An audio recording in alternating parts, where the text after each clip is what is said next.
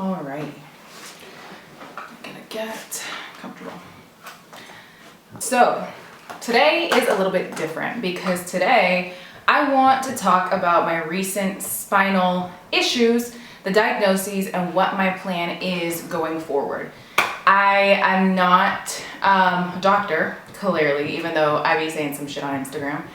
I'm not a doctor, so take with this what you may. I like to do my own research, so this is just going to be a summary of my recent diagnosis, what's kind of happened in between, things like that, and what I'm going to do as of this point, what my plan is moving forward.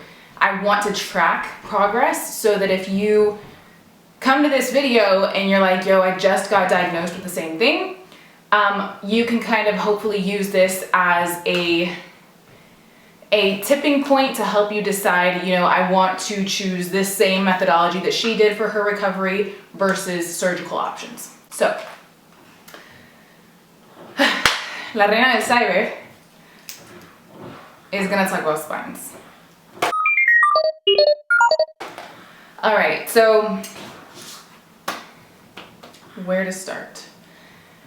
So for those of you that don't know, we'll start kind of like with what I do on a regular basis in terms of athleticism. So I grew up playing sports. I'm no stranger to injury. I have gone through injuries both in my ankles, in my knee. I have a bad wrist. Grew up playing volleyball, soccer, and threw some little basketball in there, some softball, which I was not a fan of, and quit that pretty quickly, but did cheerleading, kind of run the gamut of things. Now, in my adult life, this has translated into me really loving to work out. And I am very particular, and I really enjoy lifting heavy in the gym. So you'll typically see me in the weight room. I don't like long distance running. Ran a half marathon, that's a whole nother thing that we're gonna talk about because it's kind of involved in this whole spinal injury. So all this to say, no stranger to the gym. I consider myself a fairly healthy person. I'm very conscious of what I put into my body. I don't like to take medication, so you'll see me like rejecting Advil. I don't take painkillers. I try not to drink sodas. You know, I might have some little mixer here and there, but overall pretty healthy, you know, trying to eat whole foods, non-processed foods. It's another thing. I've had issues with my stomach, so again, we try to be super informed, super aware, and make the right decisions. That being said, here we are. We're gonna talk about first what the diagnosis is, then I'm gonna tell you how I think we got here, and then we're gonna go into what I think next steps should be for me, and this is just for me.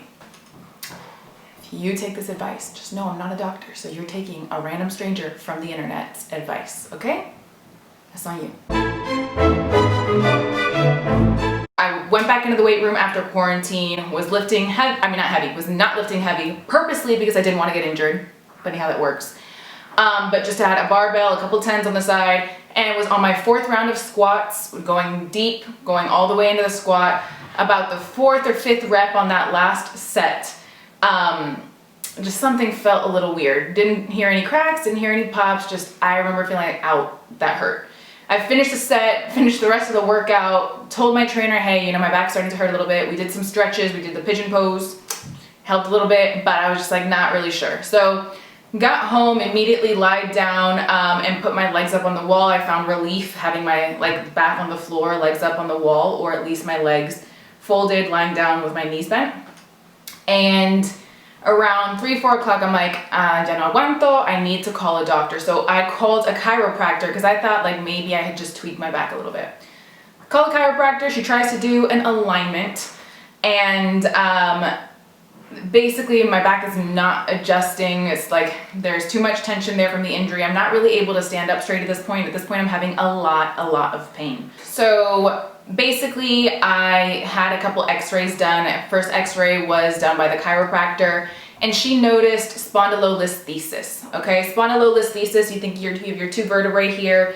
Mine is of the L4, L5 lumbar. So spondylolisthesis basically means one of the vertebrae is slipping out of place. There is in between the 2 vertebrae like a disc. You can think of it like cartilage. Everyone that I've seen online describes it as a jelly donut. There's like cartilage around with some squishy, juicy stuff in the middle. We'll come to that later. The injury happened Monday at 7 a.m. Went to the chiro Monday, Tuesday, Wednesday. Thursday, I went to see an orthopedic surgeon, okay?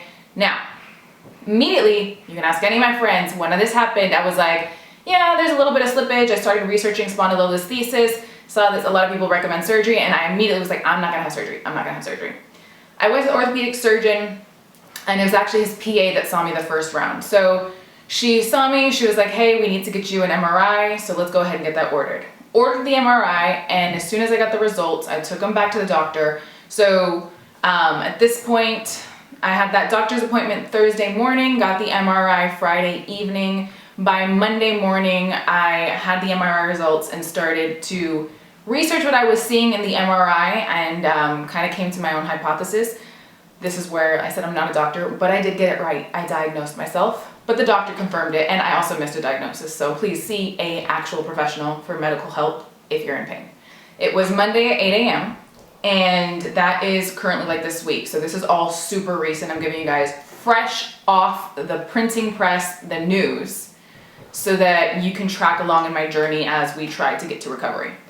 So the doctor looks at the results and sees, like in the MRI, what he sees is a herniated disc. Okay, we're gonna talk about all these things in just a second, but so far we know two diagnoses. So L4, L5, so there's misalignment between those two, and the disc is herniated. Now, when a disc herniates, think of it, everyone describes it like in the medical community like a jelly donut. It's the way that I see it is like, basically, like I said, a little piece of cartilage, it's got some filling in the center, and when it herniates, think of like stepping on a ketchup packet when it's on the floor. Obviously, inevitably, things are gonna squish out, right? So, a lot of pressure caused that disc to herniate. That's what I think is causing my pain. One other thing that he pointed out is that it looks like I have a pars fracture, okay? Now, the way this works, vertebrae L4 here, vertebrae L5 here. When you look at your spine, if you've never looked at the anatomy, I encourage you to look. It's kind of interesting. But I call them, they're like these little like butterfly looking things on the back of a vertebrae. And so there's a hollow part in the center, that's where your spinal cord and your nerves go through. And this little butterfly looking thing, they kind of lock in to the ones above and below, and that's what provides you stability. They're not joined, they're not fused together, it's not one bone, they're disconnected, but they are kind of locked in place, and that's what allows you to move, bend, do everything that you want to do. There is a very thin part of that bone. So where these come together, that's called the facet joint, okay? There's a very thin part of that bone, and it's very, I don't want to say very common. There's a type of fracture called a pars fracture, and this pars fracture, from what I understand, can come a number of different ways. It can be from trauma. Maybe you were in an accident, maybe you played football and you got knocked out. It could be degenerative. Maybe, you know, as you're getting older, you're struggling with osteoporosis. I'm sorry, my back hurts a little bit. Oh my God. You're struggling with osteoporosis, or it can be what they consider congenital, but it's, I guess research lately has shown it's not the true definition of congenital. Congenital meaning it's a birth defect. The way that the studies are coming out now, it's actually showing that it's not necessarily apparent at birth, but it shows up around age 5 of some kids, right? A lot of people might have this and don't necessarily ever get diagnosed because it doesn't manifest in any real symptoms. But it's like a hairline fracture on a really thin part of the facet joint, which holds your vertebrae together, okay? So, this point, Monday morning, I have 3 diagnoses. Spondylolisthesis, which is the slipping. The pars fracture, that broken facet joint, which is spondylolysis. So spondylolisthesis, spondylolysis. And in between those two is a herniated disc. So the first doctor saw my x-ray, saw my MRI, came in with a diagnosis, came in with, hey, if you want to do surgery, we can do surgery, blah, blah, blah, blah. I want to be clear, he did not press me to do surgery, but he was confident that if I did not get surgery now, I would need it eventually. He explained that we can do a number of different things. So we can try some physical therapy exercises, work on core strength, work on different things like this. Now, that's option number 1. And option number 2 is maybe steroid injections. I told you, I don't take medication. I don't like putting things in my body. I just think it messes up everything and it really screws up your body's own natural way to heal. There's a book that I was just reading before all this happened, and it's called Reinventing the Body, Resurrecting the Soul. Again, talks about how your body is energy, and I truly believe I try to put my body in a low stress environment, meaning trying to drink enough water, eat the right foods. I need to work on getting enough sleep. But putting your body in a low stress environment so that you're able to let your body naturally heal. Keep that in mind because it's going to start to become relevant when I talk about my decision for treatment. He explained like this is gonna need surgery. You don't need to do it now, but you're gonna need surgery. So it's not if, but it's when. So he recommended 2 types of surgery, all done in one session. So it's an ALIF, Anterior Lumbar Interbody Fusion, I think it's what it's called. And they go in through your stomach, right here.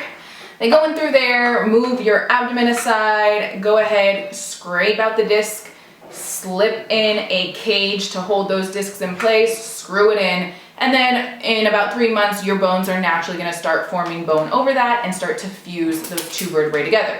What that does is it provides stability so that instead of this happening out here, your bones are all one, so they move together if they move at all, and hopefully they don't. Now, he also, part of that procedure, wanted to go in through my back to go ahead and put rods in where those pars fractures were. So between, again, L4, L5, basically provide some stability to the back of the spine by putting that disc in the front, so vertebrae, disc in the middle, that's the cage, and then in the back where those facet joints usually lock into place, putting 2 little titanium rods to keep them stable together. I walked out of that meeting with the first doctor like, all right, let's get the surgery, it's not a big deal. He said it's a 97% success rate. Everything's fine and dandy. Looked online, of course, read all of the horror stories that are associated with lumbar fusion surgery. I wanted to get a second opinion, okay?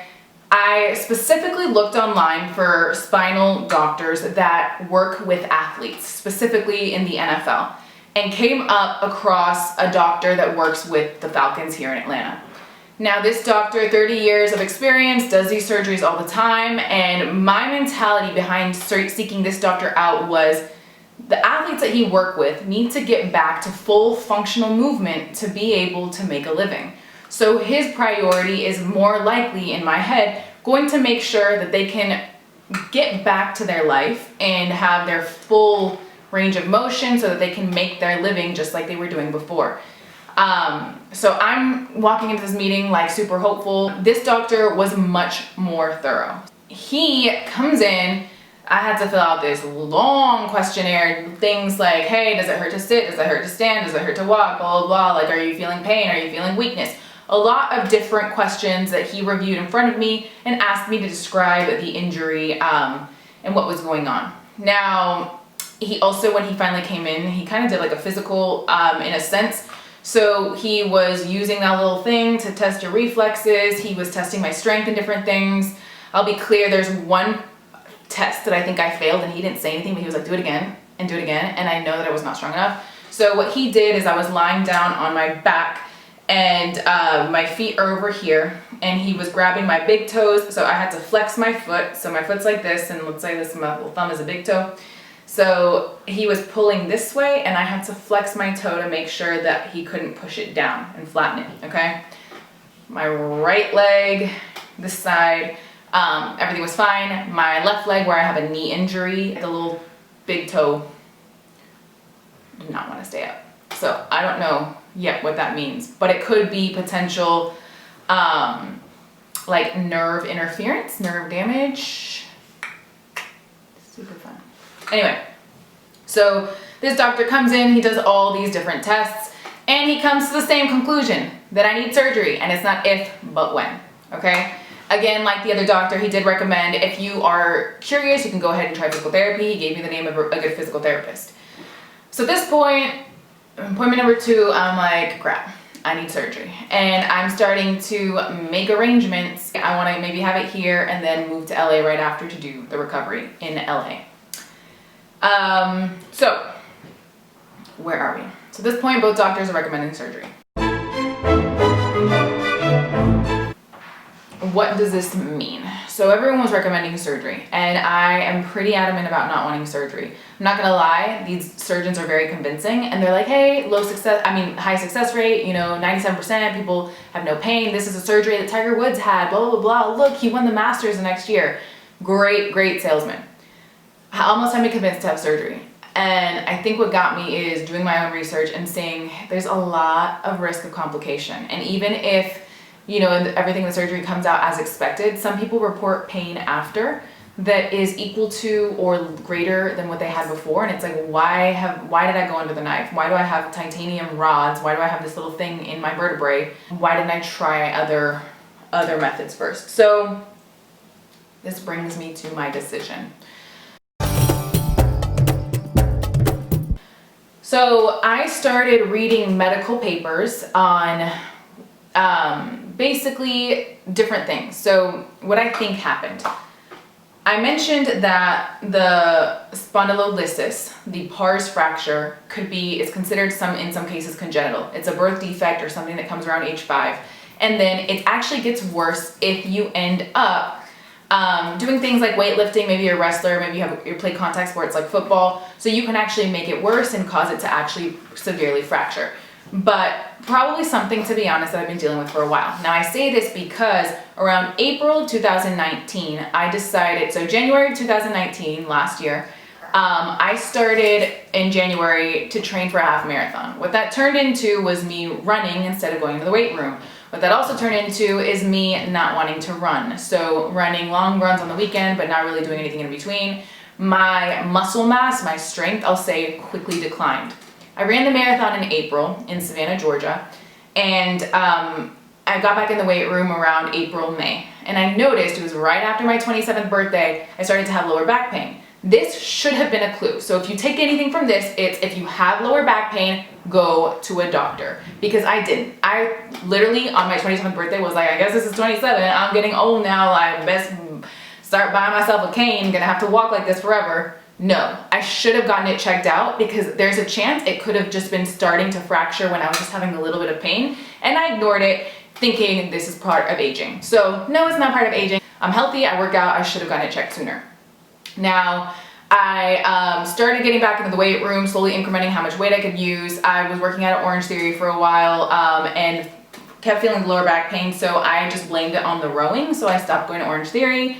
I was like, maybe all the rowing without the proper core strengthening is causing lower back pain, whatever.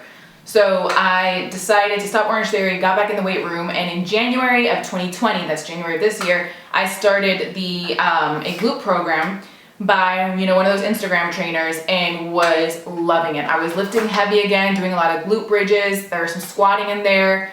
I did have back pain here and there. I was really just assuming it was, again, part of aging, and I really started to focus on getting my form correct in the gym. I love lifting heavy, so it's imperative that I have the right form, because you risk injury the heavier you lift if you're not using the proper form. So I was working out by myself, but my sister, I'd FaceTime her. She's a certified personal trainer, so I'd FaceTime her and be like, yo, can you check this? Is this form right? Or I'd send her videos in the gym. So quarantine, coronavirus. About March of 2020, as you all know, we all went into quarantine. And like I started the video, I stopped working out, okay? Did my little treadmill, did some walking, did incline walking, which is exercise, but it's not exercise. So what I think happened is, as a result of having stopped really doing any type of strength building activities, also it's worth saying, I never really do abs. Do your abs, please. Eat your broccoli, do your abs. Because what I think happened is, as a result of not going to the gym, as a result of not lifting heavy, I was actually losing strength in my core. And when I went to finally start working out again, that basically meant that my core couldn't properly hold things in place. So I assume that I've had the pars fracture since I was a kid, and maybe after I signed up for the half marathon, this hurts. Maybe after I signed up for the half marathon, or after I finished running the half marathon, getting back in the weight room, it started to fracture a little bit more. I didn't take care of it. Then we stopped working out in quarantine season. and lost all my core strength. And so when I got back to actually starting to lift weights, my core, which usually would have held everything in place, was not strong enough to hold things in place. So that's where I expect that Monday of last week, that's where I suffered a disc herniation. I haven't asked the doctors if there's a way to tell how long I've had any of these issues, whether it's the fracture, the slipped vertebrae, or the herniated disc. If they can give me that information, I might change my theories.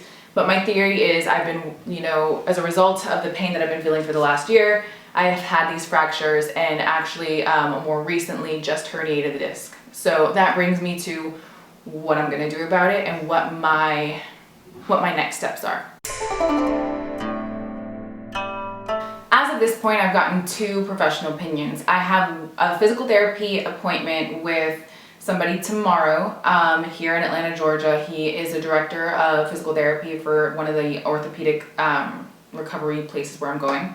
And I have a third appointment with an orthopedic surgeon Tuesday of next week. This surgeon has better reviews than the other 2 that I've seen. He's also got more reviews on healthgrades.com. So I am going to see him just to see if he has any other opinion on what I need to do. Now, I'm not taking it personally that the 2 of them have proposed surgery. The reason I say this is that they are surgeons. 1, that's how they make their livelihood. 2, if I work in cybersecurity. If you tell me your computer is acting up, my first thing might be, oh, malware. If you are in hardware, you might say, oh, well, if your computer's acting up, have you checked, is your hard drive operating? I wonder if something's short-circuited, whatever it is. So they're obviously going to see the solution with what they work with, like how they work most closely. So I'm not 100% set that I need surgery yet. Now, mind-body connection, the power to heal. So my plan, my next steps are to give my body 6 months to a year doing physical therapy, doing the Mckenzie Method. It's a method of physical therapy that helps with this kind of thing. If you haven't looked it up, look it up if you're struggling with a herniated disc, any type of lumbar issues. I'm gonna try to take about a year, really focusing on building my health. That means drinking a lot of water. That means doing my ab exercises. That means doing physical therapy. That means eventually getting back into the gym, but starting to lift like slow, not getting super heavy. My goal is to be able to take an MRI and do an x-ray maybe a year from now, have the herniated disc be gone. So the reason I don't want to operate on the herniated disc, a lot of surgeons will do a microdiscectomy. I might be fucking that up. But basically they go in and cut out the parts of the disc that are herniated. This is like, Tiger Woods has had one.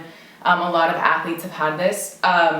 Your body actually knows how to heal the herniated disc on its own. It takes anywhere from 6 to 8 weeks. And so what I want to do is just wait and give my body the environment it needs to be able to heal that herniated disc. Now I will tell you, if you are having pain, severe pain in your back and it's shooting down your legs, that means a herniated disc is probably hitting your nerves and you need to see a doctor because that's a little bit more serious. I'm still pretty mobile. I have pain, it's discomfort. I really can't be sitting or standing for a long period of time, but I'm gonna just put it into the universe that this is gonna heal, and my body's gonna, basically see that they consider it foreign matter and send all little Pac-Man eaters to eat away the little jelly part of the disc that has seeped out. So my theory is that the pain that I felt on Monday of last week was as a result of the herniated disc, and that the other 2 issues I've had and been living with without noticing for a long time.